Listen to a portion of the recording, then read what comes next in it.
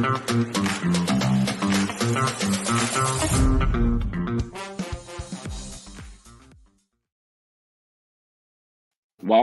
to the Nehemiah Entrepreneurship Community Podcast, the Nehemiah Life Cycle Podcast. I'm Patrice Tsague, your host. I'm here with Colonel Jeff Williams today. The Life Cycle Podcast, a podcast where we have different guest speakers, different resources for you. And in the area of just helping you navigate whatever stage of business you are in, whether you are in discovery, whether you are in startup, break-even, profitability, sustainability, scalability, or succession. We provide you a resource, inspiration, and just insight on how to navigate those effectively. This is part of our Nehemiah Week recap, Nehemiah Week 2024, where we have one of our speakers do a kind of a post-conference talk and just kind of helping you understand the value of the topic, and more important than that, give you some nuggets knowing that you couldn't make the conference. And hopefully invite you to join the next day. You can still join if you're not yet registered. You can right now go to NehemiahWeek.com, NehemiahWeek.com. There you can register and sign up for the rest of the events. Tomorrow we're going to have another day of conference with various speakers. Then on Thursday we're going to have a global forum, a global investors forum, where we'll have a panel of investors who invest in businesses who are going to just talk about what they look for. We're also going to have a panel of entrepreneurs who have raised capital through our community. And we're going to have early that day, I will kind of lay a foundation for, as you think about your business, how does technology play a role in helping you raise capital? Is it a plus? Is it a minus? How do you integrate it? And I'm going to try to tie it to your life cycle. And then we're going to have Steven Jackson, who's going to talk about how to be investors prepared, and also talk to investors about what things to look for when you're trying to invest in kingdom companies. And of course, as always, we'll have an entrepreneur who's not raising capital now, but who's thinking about raising capital in the future. She's doing a production company, a media production company, Nabi Production. Sarah Bacher will be with us, and she'll share her vision, her idea, her concept, so that investors can give some feedback. You'll get a chance to see live and live in color a business that's not yet funded, and as investors give her guidance how to perfect her concept as she prepares sometimes in the future to raise capital through our community. And of course, on Friday is our International Business Plan Competition. This is the event where we showcase entrepreneurs from the 5 regions of the world. This year's 4: Asia, Africa, Latin America, North America. Asia, Africa, Europe, and Latin America. The question this year is, will Kenya win it again on behalf of Africa, the 5th year in a row? Will France stop them on behalf of Europe? Will India stop on behalf of Asia? Or will Mexico stop on behalf of Latin America? With that said, Colonel, first of all, thank you so much for being in our podcast. Thank you for making the time today. Thank you, Patrice. Good to be back with you. Yes. So, Colonel, obviously you spent your career as an astronaut, but few people know, at least in our community, know that you're also a pastor. Let's talk a bit about that before we get into technology, about your journey. How does an astronaut become a pastor, right? Because you think science, you made a statement earlier in your talk about science and Bible. They're not misaligned, they're actually very aligned. But I'm sure that was not always how you felt. So how did that occur, that this astronaut, this scientist actually not only became a believer, but also became a minister of the gospel? So that's a long answer, I think. I came to faith in the late 80s. So as an adult, I was about 30 years old or so. And that completely changed my life, as many of your listeners can relate to. But I was pursuing at the time the goal of astronaut, serving in the U.S. Army, having a wonderful time, great opportunities, doing all the things I wanted to do. I was flying. Later experimental test flight and all the engineering and stuff. But I learned early on in my faith walk that there was a perceived conflict between science and scripture, specifically the details of the early chapters of Genesis. And when I got the opportunity to become an astronaut, of course, that the importance of addressing those things even became more important to me. So I spent a lot of time studying the early chapters of Genesis. I wanted to understand the content of the faith in that regard from the entire Bible. I had become convicted that if I didn't trust the early chapters of the Bible, then where in the Bible would I begin to put my trust? And to answer the questions along that way. So I spent a lot of time doing that. And when I got the opportunity to work with NASA, I knew that that question would come up often. So that even motivated me to get deeper into it so that I could answer the questions so that and not just make an opinion out of the thin air, but have substance behind it. So that's really motivated my faith journey in many respects along the way. I also had, and I brought this up in the closing of the earlier session, the sense of calling and understanding calling in life. Martin Luther said that we all have offices in life, and by offices he meant like husband and wife, and or wife and parent, and whatever job you are. But it our calling in life takes different offices, but it's all a calling before God. So I saw going into NASA as an aspect of calling, and Wow. I needed to be prepared with it. So I've been in ministry for 30 some years, as I saw it. And I used to get the question, are you ever going to become a pastor? Or are you ever going to enter ministry? And I'm in ministry. I don't know if I'll become a pastor, but we're all in ministry. We're all in ministry if we see all of life being encompassed by our faith. Well, then I went and did the NASA thing along the way. I spent lots of time in Russia. I had to learn a language because of the participation with our Russian partners. I got to know the Russian speaking evangelical community first in Moscow, and then I discovered a community here in Washington State. In Providence of God, we crossed paths. The pastor here and I, we both knew of each other, immediately hit it off. Uh, we were aligned in terms of our philosophy of ministry. And one thing led to another. I never dreamed it, never planned it or whatnot. But here we are a few years after we met in 2014, moving to Washington State from Houston. Wow. What Nobody, is your word you like to say? I like that about the sovereignty of God. I like the way you say it. yes, the providence of God and the outworking of life, always amazing, never surprising. Oh my God, that is so incredible. So Colonel, so did going into space, did that enhance your understanding of the Creator, or did it confuse your understanding of the Creator? Oh, it only deepened and enhanced it. I get questions like that often. Or it might be the question, did going to space change my relationship with God? Mm, And I say, no. And because, there's a little shock to that answer, right? yeah. When somebody asks the question, it's almost rhetorical. They expect, oh, yes. And I say, no, it didn't change my relationship with God because my relationship with God is not based on what I see in his work of creation. It Wow. is receiving his work of grace in my heart in the redemptive work of Christ. But then being able to see all things through the lens of his redemptive work, and then having the opportunity to go to the vantage point of off the planet, as my wife likes to say, and to comprehend the illustration found in that view of what the scripture proclaims of him, that's when it has a profound impact. Wow, that is so incredible. I love it. You made a statement today. Again, I'm talking to Colonel Jeff Williams, NASA Astronaut, CEO of Smart Optical Solutions, minister of the gospel at what's the church, Colonel? Slovo Blagodati in Russian, Or which translates Word of Grace at Bible Word of Church. Grace. You can find him there any given Sunday, even ministering there. My wife and I will come. We're gonna make it an effort.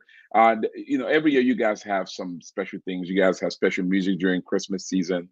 I mean, you guys just do a lot, not just for the Russian community, but for the English community as well. You go both sides, right? For the greater community, yes, we're Yeah. bilingual. We work operate in two languages, Russian and English. Of course, it was founded by the wave of immigrations that came to the U.S. after the fall of the Soviet Union in the 90s.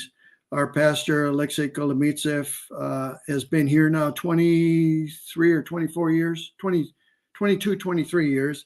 He's and he's a gifted preacher. He preaches the word. It's expositionary preaching of the word. And the Lord has really gifted him in that, and gifted the ministry and enabled the ministry where we have an online ministry now where we'll have about 2 million listens online every month around the world among Russian speakers, and now even translated into Farsi. So we're reaching all the places you might imagine that would have that That is language. incredible. With that, let's talk a bit about the obvious, this whole Ukraine war between Ukraine and Russia. As being a part of the Russian community, how do you process it? Is Putin viewed as we typically Americans view Putin as an aggressor? Is there a different interpretation there? Talk to me a bit about how the Russian community in America see this conflict. Well, I would say that there's elements of all of those things you listed. Some for one side, some for the other side, most just consider it a tragic outworking of geopolitics in the world, unjustified. I would say that's where the vast majority of people are. But it's a personal tragedy for many. We have had well over, I would say, on the order of 150 roughly families or households that have come to us since the war, from both sides, and even beyond, like Belarus and neighboring republics. And so I've been very exposed to personal tragedy, loss of everything, loss of homes, loss of relatives, loss of friends, the congregations being scattered. But yet, in all of that, I see the gospel being preached and people ministered to right up to the front lines. Wow. Over the last couple of decades, Alexei and others here have invested in training pastors, among other places in Ukraine, with a concentration in Ukraine. Before COVID, we would have an annual pastors conference here, and we had up to 800 or more pastors that would come here for an annual conference, many from Ukraine and Russia. So there's been an investment even from here that we're personally connected with a raising up of shepherds of local congregations. And we still have direct ties with many of them in Ukraine, in Russia, in Belarus, in Moldova, and in neighboring republics. Oh, that is incredible. And Colonel, also, when we Americans think of Russia, you know, from curious to afraid to how to, you've actually lived there, you lived on Russian people. Talk to us a bit about just the people side of it, because I'm sure within Yeah. is the community, just like how we are here, other than the geopolitical factors. Could you kind of humanize it a Sure. bit for us? Sure. There's always a difference between governments and the people, right? I mean, just we could look at ourselves. There would be some among us that are among your listeners, I would say, that they probably not align with the current government, right? Or they wouldn't boast about the current government to others around the country. So we have our own cultures, different variations of culture across the U.S. and whatnot, but we're separate from the government, especially as it's seen from the outside. The same is true with Russia. The people have a different culture, they have a different background, a different history, much different history, largely unknown to the West. For a variety of reasons. One, we don't pay a lot of attention to it historically. Two, with the Soviet times, of course, they call it the Iron Curtain. There was a wall that did not allow information to pass. So what was going on over there was largely unknown to the West. Much of it became exposed in the 90s after the fall of the Soviet Union. There's some really interesting books out there that have been very helpful to me to understand it. But when you get to know the people, and well, it takes a little effort and investment to get to know the people, right? You have to develop relationships that get to the level of trust. When you get to that point and you get inside people's homes and you see the issues and the problems and the challenges and the rewards and all of the aspects of life, they're not a whole lot different than we are. The people are wonderful. I have many deep friendships in the former Soviet Union, even up to recent months. I would say I haven't had a lot of contact with my old space, the group I worked with NASA when I was with NASA, working with Roscosmos in Russia. But those are longtime friends. I've known many of them for 25 or more years. I last had a face-to-face meeting with some of the Russian leadership in December, this past December. And our partnership is very strong, and our relationships, personal and professional, are very strong. In contrast with what we see, of course, on the international stage. Oh, that's And good to know. it's always that way. Yeah, We always yeah, need to yeah, make a yeah. distinction. And it helps us because I think sometimes we're so caught up in what governments and media wants us to perceive that we Yes. miss the human factor. And as people of God, seeing it from a kingdom perspective always is helpful. Colonel, you brought something up this morning that just unearthed something in my mind that's been there as I've been studying this whole technology and AI factor. This is the whole math thing. This idea that it's all numbers. Now, I don't want to nerd things out for our listeners and viewers, but I do want to build on it a little bit because I'm one of those guys who was not very studious in school, but I try to make it as an adult as much as I can. So at the end of the day, because I'll be honest with you, I think most kids, I was one, do not realize the power of mathematics. And the fact at the end of the day, it is not words that drive things behind it is numbers, and then words come behind that. So talk to us a bit about this idea, because as I've been studying, the idea that at the end of the day, when you science and how as men discover the power of numbers, being able to quantify things in numerical form and have brought this whole unleash of knowledge and all that. Because when we think of math, we think of counting, money, those kind of things. We don't think in this whole realm of science and this whole development of technology innovation. So could you help us just simplify that for us? Is why is numbers so critical in God's universe? Well, and you could argue that math enables everything that we take for granted around us. I mean, there's a lot of directions I could go. Let me just say this, because not everybody will be able to relate to an equation if I throw out an equation. But you look at history and you look at Isaac Newton. Everybody has heard about Newton's laws of motion. Maybe they don't understand them, but they've heard of them. Or there's other scientists from the age of science, the classic age of science, like Boyle and Kepler before, who was a planetary guy, Faraday or Maxwell, or there are many others. And when I give longer talks, I talk about them. What people don't realize, and what's not in the textbooks, in our math and science textbooks, is they were theologians first. They were all believers, and they were driven by their convictions that God had ordered his creation in a very precise way. And I would contend the precision is infinitely precise. We're just limited by our ability to measure it. So they presumed that. They presumed an ordered universe that would be observable. Once you found the order, it'd be predictable, and it was a component of provision that could be utilized.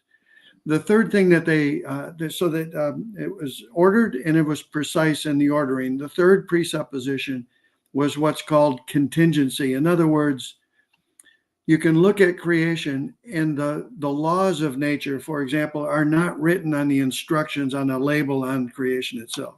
It's not obvious. They're not intrinsic to creation itself. They're imposed on creation by the Creator. So mathematical order is God imposed. It's not discovered by us, or not, I'm sorry, not invented by us. It is discovered by us with our God-given abilities.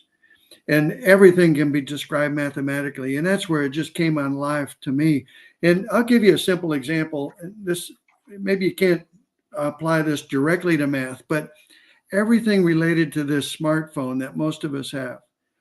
I'll just think of, I'll give you two elements of this that math and science enabled. One is, what's the basic component here that enables everything? It's a computer chip.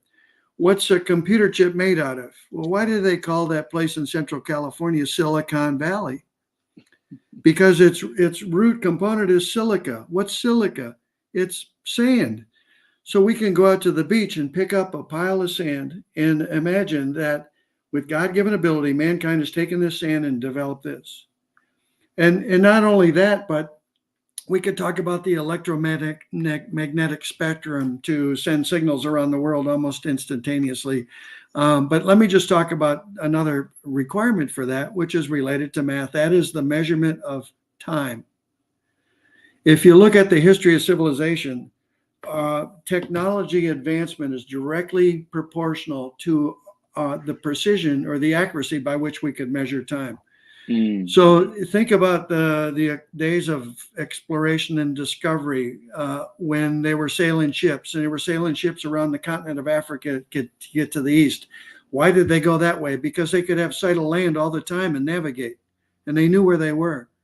You can navigate north and south by looking at the stars and seeing how far a specific star is above the horizon, but you can't navigate your longitude if you're out of sight of a reference point unless you know what time it is. And think about it as you cross time zones, because now the star might come up at a certain time, or the sun may come up at a certain time, but unless you know where you are in longitude, you don't really know what time that is relative to your base time. So when they invented a clock that was fairly reliable and would operate on a rolling ship, it enabled them to go west and leave this side of the land. So now this is tied to things like GPS and whatnot. That it only works because you could pick up your smartphone and it would be exactly synchronized with my time on my with everything else too. So we've synchronized time down to a very small plus or minus variation, and that has enabled this technology. And then there's everything in between in terms of history and measurement of time. That's all math. Fascinating. It's all math. And wow. and then I gave the example of going 17,500 miles an hour in orbit around the Earth after you launched on a rocket, and it only took you 9 minutes to get there and then go in that speed. And then you're far away from the space station, and within hours or up to a couple days, you very precisely rendezvous with the space station and then dock to the docking port at 0.1 feet per second, plus or minus an inch in air. And you can predict it all. You plan it all ahead of time. That is incredible. So in a sense, us not discovering this or be afraid, because I could just imagine the first humans a bit afraid as they come. Is this so logical? Is this so evident? Is this so, and that whole process, it's almost like the creator intended for us to discover all this. Absolutely. Be fruitful and multiply, subdue, and have dominion. It's right there. It's right there. And then he gave us the ability. Now, there's something, though, that's very important. If you look at history again, there were lots of discoveries made in the civilization of ancient China, for example, or in the Arab world in the Middle East, or in India. You can go back and you can look at some major discoveries that were made in the categories of science, but they had a different worldview. In some cases, essentially, either there was many gods and they were fighting over each other, and there wasn't cosmos out there, which means order. It was chaos, and everything was random. Or you worshipped creation itself, and you certainly did not want to offend creation, this God of that you have made into your idol. So those discoveries were novelties, but there was no biblical worldview that said, okay, God provisioned his creation for our use and for his glory, and give us the capacity to go search it out and utilize it. It was the biblical worldview, the Christian worldview, that drove science with Newton and Boyle and all those guys that I named before. So it's a worldview issue. And I know we don't have time, but there's a reason that the conflict is perceived or actual now. And I call that the greatest successful propaganda campaign in modern history. And it came out of the 1800s, started even 100 years before that. Actually, it started in Genesis 3. Did God actually say? But the modern perspective of that was really driven home in the late 1800s, early 1900s. But we can save that talk for another day. This is incredible. I mean, this is really mind-boggling. So then my question to you said there's a book that I'm reading right now, which is fascinating, called the history, I believe it's called The History of Man or something, or Sapien, A Brief History of Humankind by a guy named Yuval Noah Harari. Here's the problem with this: smart as heck, good stuff, but he doesn't have a biblical worldview. So he would say everything you just said, but he would say, but Colonel, all of that was coincidence. All that was somehow chance. What do you say to that? Well, you mean creation is Yeah, explained by chance creation, the over whole time? Sure, exactly. What sure, you sure, come down to order, which sure, to me, order and sure. intelligent design, he would say, well, if you take it all the way back, there's a point whereby Right. that doesn't line up. Right. Yeah, and that's so. If you want to deny God, and by nature we do, because by nature we hate God, we are separated from Him. We don't want to be held accountable before a judge. Uh, so, what comes out of that in various forms are the denial that He exists. So, if you deny that He exists, that's a denial of the Creator. So now you got to explain the existence of all things, to include ourselves, but the existence of all things. So, and nobody, even he or anybody else cannot explain the beginning of all things. So they have this kind of foggy notion of either eternal existence of everything or some foggy notion of beginning, and then everything kind of formed itself by chance over time. And of course, in the modern history, and by the way, this is even though it goes back to ancient times, its current manifestation is relatively modern. So in the modern time period, let's say the last 150 years or so, as more science is discovered that refutes those theories, then you have to add more time to get more time for a probability of chance to order itself, or of material to order itself by chance over time. But the probability is zero. There's no chance. And there's plenty of math, you could go into statistics. There's plenty of science. That would support my premise that the probability is zero. One of the things I've looked for since coming to faith too is all this scientific evidence of evolution and chance over time, because it's all stated. Oh yeah, all of the science that supports evolution, all of the science that's there. I've looked and looked and looked. It's just presumed to be there, but nobody ever can show any real science. That's right. There's absolutely no science to support that. Wow. But yet they're propagated as though it is fact. Yes. By nature, we hate God. Yeah. We want to Yeah. get rid of him. We can't stand before him as our judge. So we're going to do whatever we can, even in our own imaginations, our own I wishful love it. thinking, to get rid of him. Well, Colonel, before we land this plane, I do want to actually give it some advice to entrepreneurs. Before we do, though, listen, if you enjoy this podcast, Rich, I mean, I'm going to have Colonel come back again and again. There's so much I want to deal with him. Full of knowledge. It's nothing like finding a man who is both insightful in natural matters, science, and in biblical matters, the word of God, and able to bring those two together to bring us clarity without confusion. You made a statement. I love it. You say chaos versus cosmos. I mean, that just blew my mind, right? This Yes, idea that seeing it from a cosmos order brings about a different outcome versus chaos. I can't even order what I'm sensing and thinking because now all of a sudden it's pulling me in a different direction. So I can't, there's no there's no way to synchronize that process. right, right. And yeah, the cosmos, which people think of space, and Yep.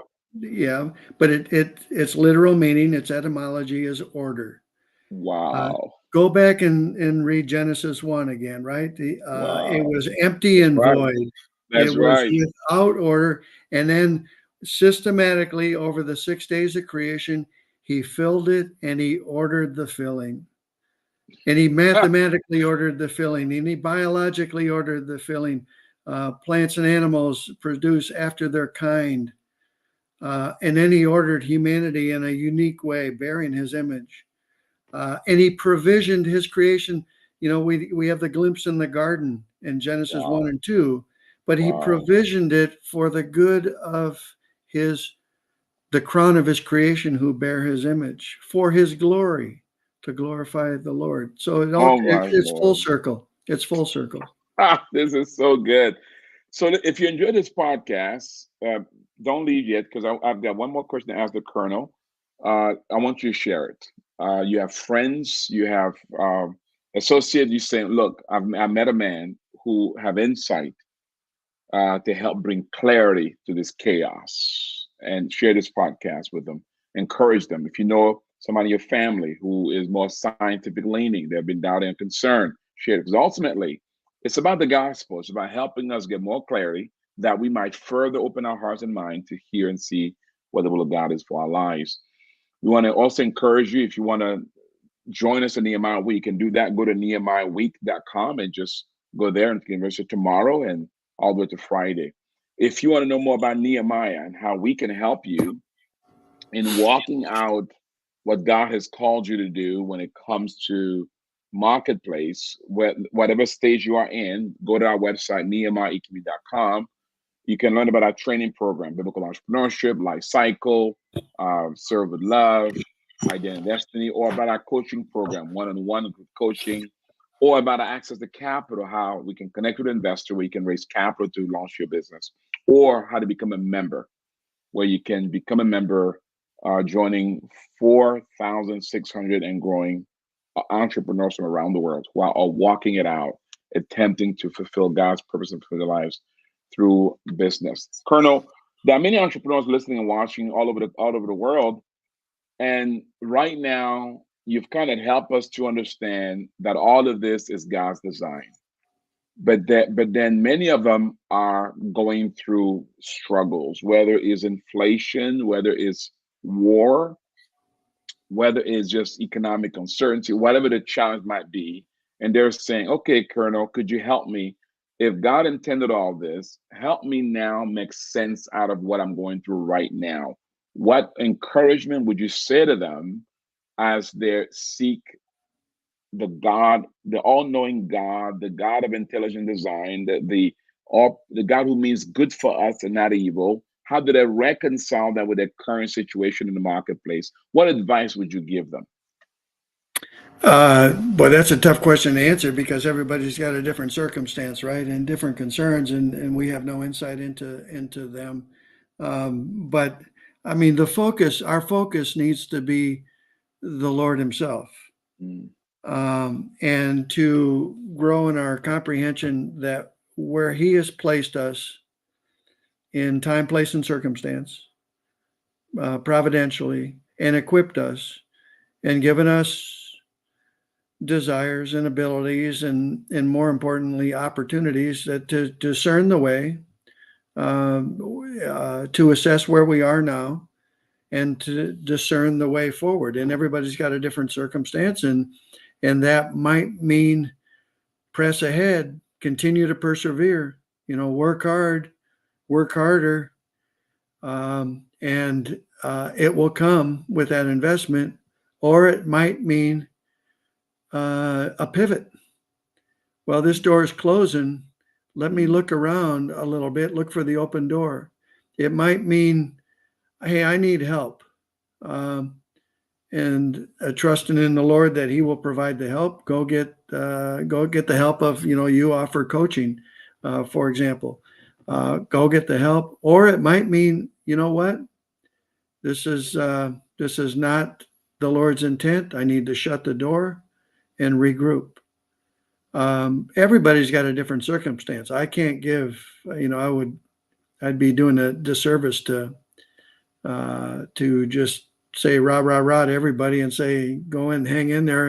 It's going to happen, because we all suffer through failures and disappointments in life. I could go through life and chronicle many major disappointments that would have caused some people to just quit. And I just accepted them, did a pivot, or went off in another direction. And, and then in hindsight, over a period of time, I see God's purpose in His providential unfolding. So all of that centers on trust, getting to know Him more by studying His Word, appropriating the truth of Scripture, growing in our ability to apply it to real things in life. There's not, as you said earlier, I think life is not theological over here and secular over here. It's all together. It's all theological. And trust and use the provisions that He gives, and seek that discernment that I mentioned. Wow, you heard it here, Colonel. One other question that just came that I want to ask you is, when you were thinking about when you were preparing to go up to space, even when you were in space, what did you have more faith in, God or the science that took you there? Well, ultimately, it's faith in God. But Yeah. a content of that faith is a clear understanding that He called me to this vocation, Mm, and He enabled the preparation for it. He gave me the desire in the beginning, which grew into a passion, and gifted me with the interest and the ability to do the studies and do all of the work that I needed to do to become qualified, or to even be considered for the opportunity. And then I think He continually gave me humility, with no expectation of obligation that I was going to come realize this dream. But it was as the door progressively opened to go to space, and then eventually to go to space, it was a stewardship. I needed to steward the opportunity. I needed to do the best I could. And in terms of trust, certainly all of that encompasses the trust of the Lord, but also the provision and the preparation included the team that I worked with. To gain a confidence that, yeah, we had done the due diligence and processes and whatnot to build a product that would be reliable and would safely enable the accomplishment of the mission, and that we had worked through all of the possible things that could go wrong, everything we could think of, everything we could brainstorm, and worked out our response to any of those emergencies or trials or whatnot that would go. And that's I had an old boss years ago that he said, that's space biz. We will have problems, and we have. We need to be prepared to deal with them, and we need to manage the risks along the way. So I had trust in the team, but it was based on objective content, and working together, and just the mission drive of the team. I'm reminded of an example from Scripture that that perspective applies, and really a lot of things we've been talking about applies. It's of the Lord. It's of the Lord. In Exodus 31, there's a a guy that's not too well known named there, Bezalel, I That's think right. is how you Yep. pronounce it, right? Yep. And he Yep. was the craftsman gifted by God, and he was given craftsman for the building of the The temple. temple. And it says in Exodus 31 that God filled him with ability, intelligence, knowledge, and craftsmanship. Mm. So any of that any of us enjoy in life is God given, and we are to steward it. So we could expand that into lots of applications, right? That is so good. Wow, Colonel, thank you so much. We're going to have you back from time to time just to educate us. Listen, that was so good. Here's why I asked the Colonel a question and notice what the Colonel did. He didn't lean first in his abilities or his scientific knowledge, though he understands all that. He knows the math behind it. He had confidence in the technology and the engineering, but his ultimate confidence in God. And maybe sometimes I struggle is because we limit our confidence in human efforts, in our abilities. And the question is, when you're uncertain, who do you turn to? And this man has turned to God. He's taught us how to do that today. Listen, I'm going to pray for you as you navigate your way in whatever stage you are in, that your confidence will always be in God. Math helps us to know the science behind it, but ultimately our trust is not in the science or the numbers, is in the Creator Himself. Let me pray for you. May the Lord bless you. May the Lord enable you to steward those talents that are under your care. The Colonel talked about stewarding the opportunity, to steward them in such a way that one day you'll hear those wonderful words, well done, good and faithful servant. Yes, you've been faithful over a few things. Guess what? He'll not make you over much. God bless you. Thanks for listening and watching. Colonel, thank you again. Thank God you, bless. Patrice. All God right, bless bye-bye. you. Bye.